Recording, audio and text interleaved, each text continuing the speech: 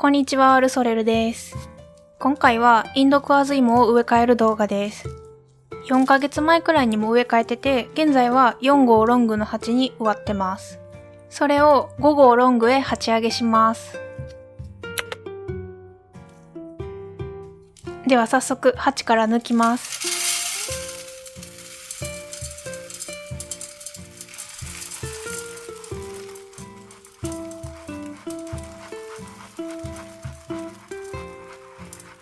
セラミスがスリットからこぼれないように鉢に水切りネットをかぶせてました。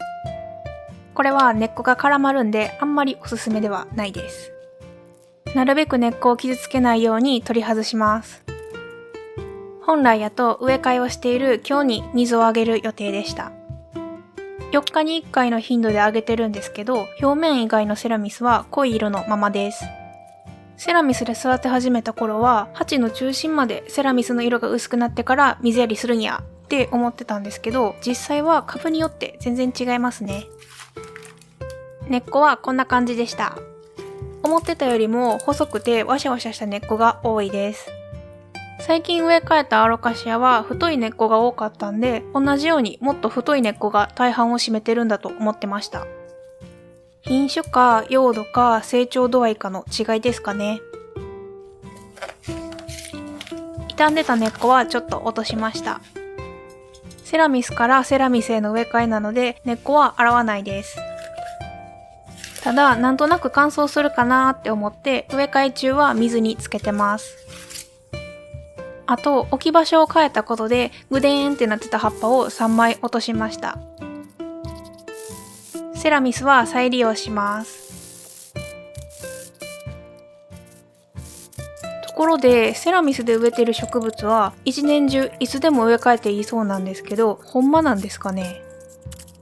ドイツは結構寒くなるイメージなんですけど、日本の冬でも植え替えられるんですかね。ちょっとからしたら悲しすぎるんで試せないですね。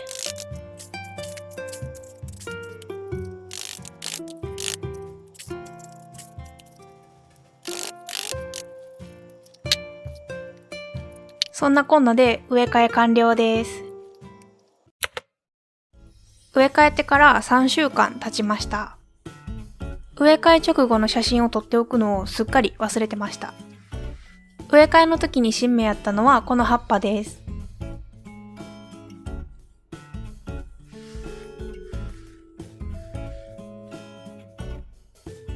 その後もう1枚展開しました。根っこもかなり伸びました。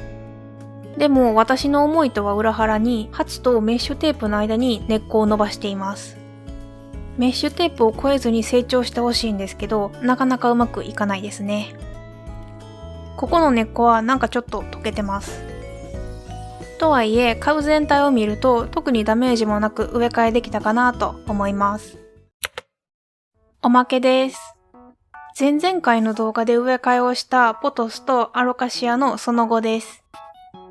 こちらも植え替えてから3週間経ちました。どの株も順調そうです。ポトスは植え替えでは葉っぱには特にダメージは出ませんでした。葉先が枯れてるのは購入時からです。ちょくちょく新芽が出たり、気根も伸びてます。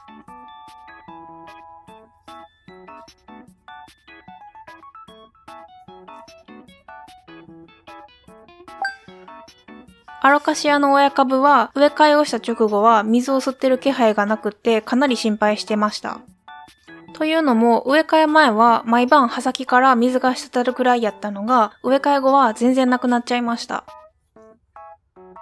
植え替えしてから1週間後ぐらいに切らしてたメネデールを購入して与えたところ、その日の晩に水が滴りました。もうメネデール様々です。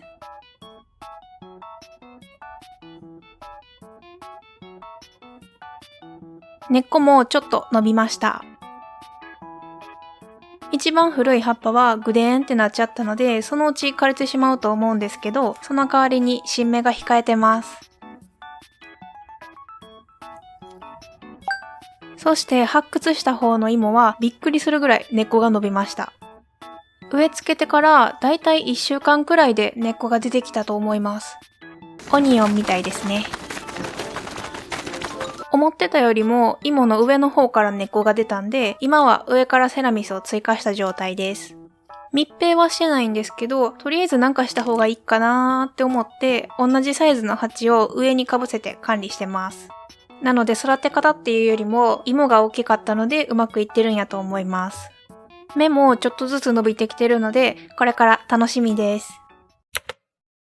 ということで、今回はインドクワズイモの植え替えと以前植え替えた株を含めたその後の様子でした。